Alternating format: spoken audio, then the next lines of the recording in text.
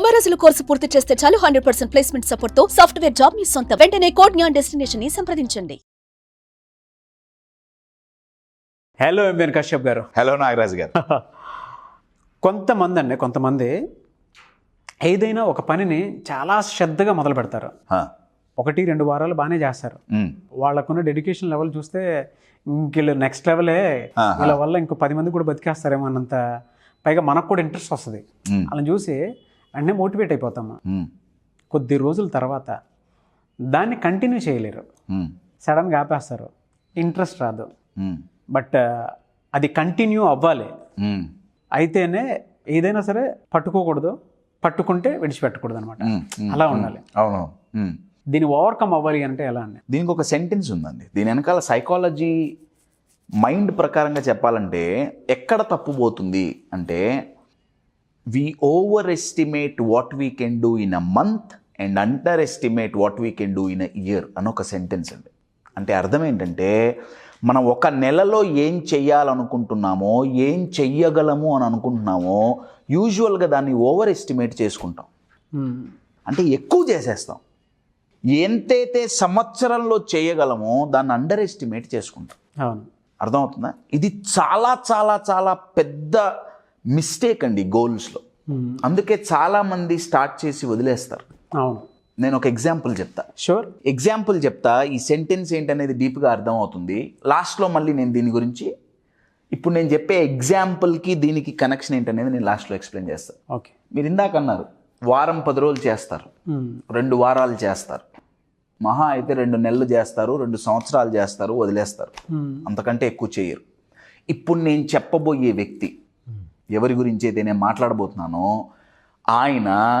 ఆయన గోల్ ఇంకా పూర్తిగా రీచ్ అవ్వలేదండి. ఓకే, ఆన్ ద వేలోనే ఉన్నారు ఇంకా. రైట్, ఒక 70% రీచ్ అయ్యారనొచ్చు. ఇంత రీచ్ అవ్వటానికి ఆయనకి 43 సంవత్సరాలు పట్టింది. 43 సంవత్సరాలు. 43 స్టిల్ ఆన్ ద వే అండి. ఒక్కసారి అదే మొత్తం విందాం సార్. మీరు ఇందాక 2 వారాలు అన్నారే, ఇక్కడ 43 వారాలు కాదండి, 43 నెలలు కాదు, 43 సంవత్సరాలుగా తను అనుకున్న గోల్ సాధించటానికి, తను అనుకున్న గోల్ రీచ్ అవ్వటానికి ఆయన ప్రతిరోజు ఎఫర్ట్స్ పెడుతూనే ఉన్నారు. జస్ట్ థింక్, 43 సంవత్సరాలు. నాకు 32 ఏళ్ళు. Just imagine. ఆయన డిటర్మినేషన్ అంటారా, ఆయన విల్ పవర్ అంటారా, ఆయన కమిట్మెంట్ అంటారా, ఇవి చూసి one of the greatest presidents of all time sir Abdul Kalam గారు ఆయన్ని పిలిచి 1.5 గంటలు మాట్లాడారు. కలాం గారు 1.5 గంటలు మాట్లాడటం అంటే సరదా కదండి. అవునండి, అవును. Your getting my point. ఏం చేస్తున్నారు ఆయన, ఎవరైనా, అసలు ఏంటి, 43 ఏళ్ళ నుంచి ఏం చేస్తున్నారు? ఈ వ్యక్తి దగ్గర ఒక 14-15 ఏళ్ళ వయసులో, టీనేజ్లో ఉన్నప్పుడు ఆయన ఇంటి చుట్టుపక్కల వరదలు వచ్చినాయి. వరదలు వచ్చి ఎక్కడెక్కడి నుంచో చాలా కొట్టుకొచ్చినాయి. దాంట్లోనే కొన్ని పాములు వచ్చినాయి. ఆ వచ్చిన పాములు కొన్ని రోజులకి చనిపోయి పడిపోయినాయి. ఆయన ఒకరోజు పొద్దున్నే లేచి తన గుడిసెలో నుంచి బయటకు వచ్చి చూస్తే చుట్టుపక్కల దగ్గర 15-20 పాములు చనిపోయి పడిపోయినాయి. నార్మల్గా పాము చనిపోయి పడిపోతే ఏం చేస్తాం? అసలు పామును చూస్తే ఏం చేస్తాం? భయపడిపోతాం కదా. పాము చనిపోయి పడిపోతే కర్ర పుల్లతో తీసి పక్కన పెడతాం, మహా అయితే అవతల బారేసి. కానీ ఆ చనిపోయిన పామును చూసి ఆయనకు బాధ వేసింది. ఆయన కూడా నేను అనలేను, ఇప్పుడు చాలా పెద్ద ఆయన కాబట్టి ఏజ్ ప్రకారంగా నేను ఆయన అంటున్నా. కానీ అప్పట్లో ఆ పిల్లగాడికి 15-16 ఏళ్ళే. ఒక టీనేజ్ పిల్లగాడు యూజువల్గా ఒక గేమ్ ఆడుకోవాలనో, ఒక చాక్లెట్ కొనుక్కోవాలనో, లేదా ఒక పుస్తకం చదువుకోవాలనో ఇది ఉంటుంది. కానీ ఆ పాము చనిపోతే ఆ పిల్లగాడికి బాధేసింది. ఇంట్లోకి పోయి ఇంట్లో వాళ్ళని, చుట్టుపక్కల జనాలను అడిగాడు, ఎందుకు చనిపోయినాయి? చుట్టుపక్కల వాళ్ళు అన్నారు, ఈ చుట్టుపక్కలంతా చెట్లు కొట్టేశారు, డిఫారెస్టేషన్, ఇంకేదో రీజన్. రోజుకి చెట్లు కొట్టేయటం వల్ల భూమి వేడెక్కింది. ఆ వేడి తట్టుకోలేక ఈ పాములు చనిపోయినాయి. ఆ అబ్బాయికి ఫస్ట్ చనిపోయిన పామును చూసి బాధేసింది. ఇప్పుడు ఈ రీజన్ విన్న తర్వాత కోపం వచ్చింది. ఎందుకు కొట్టేయాలి చెట్లు? పాములు ఏం హాని చేసినాయి మీకు? ఆయన అనుకున్నాడు చెట్లు నాటటమే నా గోల్. 1979 అండి, 1979. ఈ పిల్లగాడికి 16 ఏళ్ళో 17 ఏళ్ళో. చెట్లు నాటాలి అని తెల్లారి నుంచి మొదలుపెట్టాడు. ఏ చెట్లు నాటితే ఇవి సేవ్ అవుతాయి కనుక్కున్నాడు. బ్యాంబూ చెట్లు నాటితే సేవ్ అవుతాయి అని చెప్పి చుట్టుపక్కల వాళ్ళు చెప్పారు. బ్యాంబూ ట్రీస్ నాటడం మొదలుపెట్టాడు. నాటడం మొదలుపెట్టిన కొన్ని నెలలకి అక్కడ గవర్నమెంట్ ఒక ప్రాజెక్ట్ చేపట్టింది. గవర్నమెంట్ వచ్చి చెట్లు నాటే ప్రాజెక్ట్ ఒకటి చేపట్టింది. అదొక 5 సంవత్సరాలు నడిచిందండి.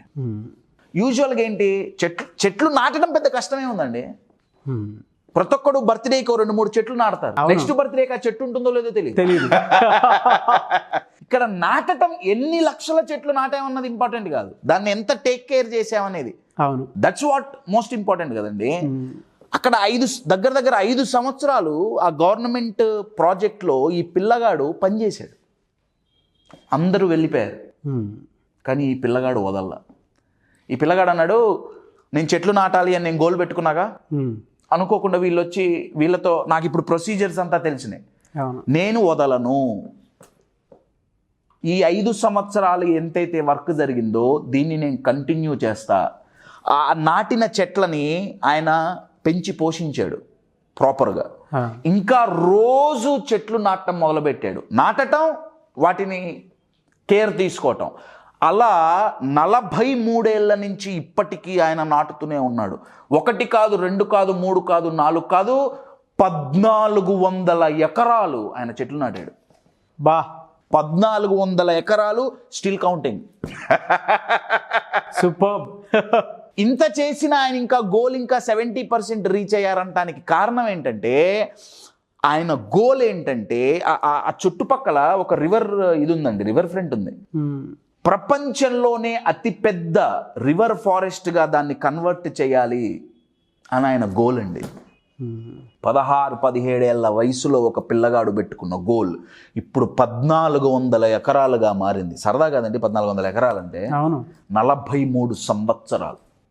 చనిపోయిన పాముల్ని చూసి బాధపడి కోప్పడి వాటిని సేవ్ చేయాలి అని ఆయన చెట్లు నాటితే ఇప్పుడు పరిస్థితి ఏంటంటే, ఒక్క పాములు కాదు, దగ్గర 150 ఏనుగులు వచ్చినాయి.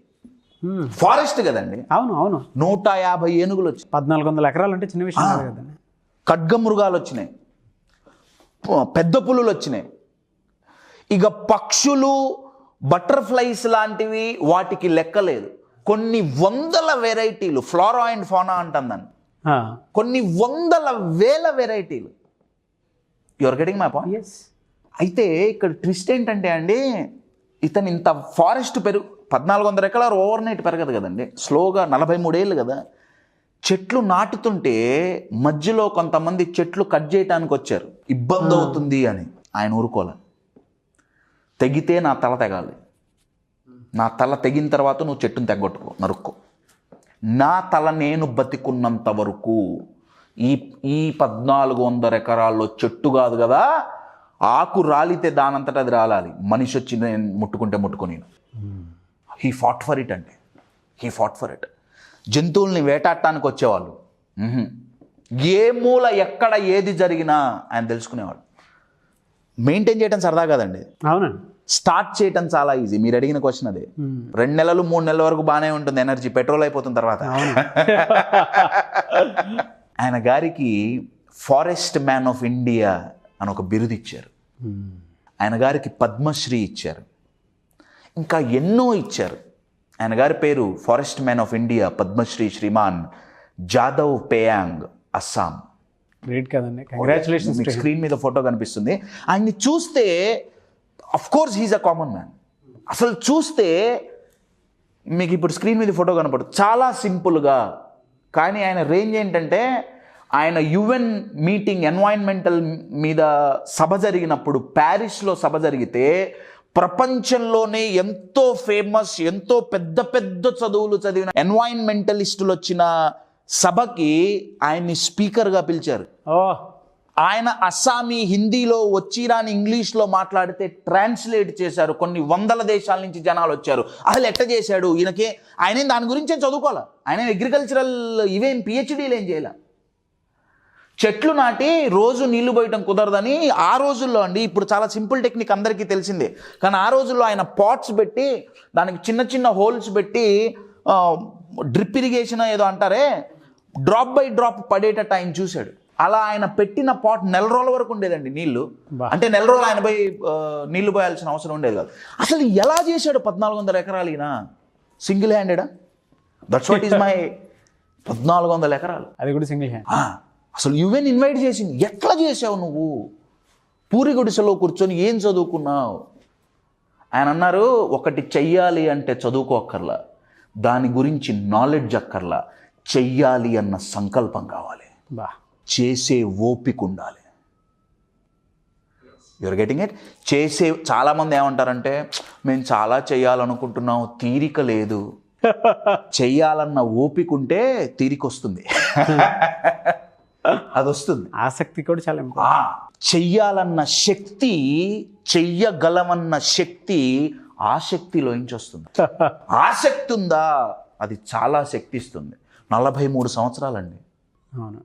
కానీ ఇవాళ ఏమైపోయిందంటే 2-3 నెలల్లో ఎందుకు వదిలేస్తామంటే, ఇందాక నేను అన్నా కదా, నెలలో మనం ఏం చేయగలమో దాన్ని ఓవర్ ఎస్టిమేట్ చేసుకుంటాం. అంటే ఒక నెలలో ఎంతో చేసేయాలి, చాలా కష్టపడతారు, కానీ అది ప్రాక్టికల్ కాదు, సో రిజల్ట్ రావు, డిమోటివేట్ అయిపోతారు. నెక్స్ట్ టైం గోల్ పెట్టుకున్నప్పుడు ఏం చేస్తారంటే, ఓకే ఇది సంవత్సరంలో ఎంతైతే కుదురుతుందో దాన్ని చాలా తక్కువ అంచనా వేసుకుంటాం. అంటే 3 నెలలు అయ్యేదాన్ని సంవత్సరానికి పెట్టుకుంటాం. అప్పుడు మజా రాదు, డిమోటివేట్. సో ఫస్ట్ టైం నేను ఓవర్ వర్క్ చేసా, అయినా రిజల్ట్ రాలే. సెకండ్ టైం నేను తక్కువ వర్క్ చేసా, అయినా రిజల్ట్ రాలే. మైండ్ కన్ఫ్యూజ్ అయింది, హ్యాపో వదిలేద్దాం అని వెళ్ళిపోతారు. 43 ఏళ్ళు అండి. ఈ రోజుల్లో సక్సెస్ అనేది ఎలా అయిపోయిందంటే, ఇవాళ విత్తనం వేస్తే రేపు చెట్టు కాదు, డైరెక్ట్గా ఫ్రూట్ కావాలి. రూటే రాలే, ఫ్రూట్ ఎక్కడొస్తుంది? ఇవాళ ఎంబీఏ అయిపోతే రేపు సీఈఓ అయిపోవాలి. కుదరదు. అరే వెయిట్ మ్యాన్, అది అనుకున్నంత త్వరగా రాదండి. అవును, అనుకున్నంత త్వరగా రాదు. 43 ఏళ్ళండి, still counting. That's my biggest surprise అండి, బిగ్గెస్ట్ షాక్ నాకు అది. Still counting. 43 ఏళ్ళు అండి, ఇంకా కాలా. ఇన్స్పిరేషన్ అండి. అబ్సల్యూట్లీ అండి. ఒక మోటివేషన్ కానివ్వండి, లేదంటే ఆ చెయ్యాలన్న తాపత్రయం. 43 years 1400 acres అంటే. అవును. దాని వెనక ఆ బ్రెయిన్ వెనక, అంటే దాన్ని ఏ విధంగా సైన్స్ తోటి రిలేట్ చేసి చెప్తాం తెలియదు కానీ అండి. అవును. బట్ చిన్న విషయం కాదు అది. చిన్న విషయం కాదు. ఆయన గురించి చదివితే వి గెట్ గూస్ బంప్స్ అండి. అవును. 1400 acres of forest is forest కోసం 43 ఏళ్ళ నుంచి ఆయన రెస్ట్ తీసుకోవాలా. ఇక్కడ ఆలోచించాల్సింది ఏంటంటే, ఆయనకి ఇంక్రిమెంట్లు లేవు. ఏదో అంటే మన కార్పొరేట్లో అప్రైజల్ అంటాం, ఏం లేదు. అప్రైజల్ ఏం లేదు. ఆయనకు అప్రైజల్ ఏంటయా అంటే, చెట్టు పెరుగుతుంటే అదే అప్రైజల్. జంతువులు కొత్త కొత్త వస్తుంటే, నంబర్లు పెరుగుతుంటే ఆయనకు అదే appraisal. You're getting my point. ప్రతి ఒక్కళ్ళకి డిఫరెంట్ గోల్స్ ఉంటాయండి. ప్రతి ఒక్కళ్ళకి ఎన్వైరన్మెంట్ సేవ్ చేయాలనే ఉండకపోవచ్చు. కొంతమందికి నేను కొన్ని 100 కోట్లు సంపాదించాలి అన్న గోల్ ఉండొచ్చు. నేను నా తప్పు అనట్లా. గోల్ ఏదైనా సరే కంటిన్యూటీ ఉండాలి. Absolutely. Consistency is the key అండి. Consistency is the key. అది జరగాలి అంటే ఆ గోల్కి పెట్టుకునే టైం ఫ్రేమ్ ఏదైతే ఉందో అది ఒకసారి ఆలోచించాలి. నెంబర్ 1. నెంబర్ 2, ఆ ఫ్రేమ్లో జరగకపోతే దట్స్ నాట్ ద ఎండ్ అండి. That's not the end. Definitely sometimes there will be delays, no doubt about it. Delay అవుతుంది కొన్నిసార్లు. డిలే అయినంత మాత్రాన వదిలిపెట్టి వెళ్ళాల్సిన అవసరం అయితే లేదు. 43 ఏళ్ళు గుర్తుపెట్టుకోండి.